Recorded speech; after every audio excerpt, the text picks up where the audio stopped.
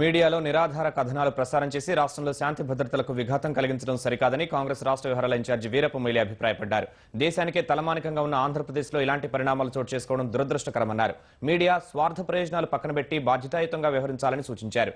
ఇష్టారీతిగా వ్యవహరించి ప్రజల్ని రెచ్చగొట్టవద్దని మొయిలీ విజ్ఞప్తి చేశారు. I think suddenly because somebody has put up some story, without verifying it, you are going to spread that kind of a thing is most unfortunate.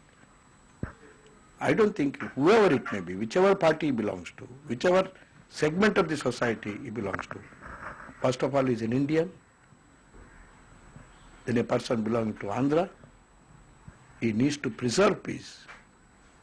You cannot, take the lives of the people into ransom just because it can subserve our selfish interest. I think the time has come for the people of Andhra Pradesh rise above all this.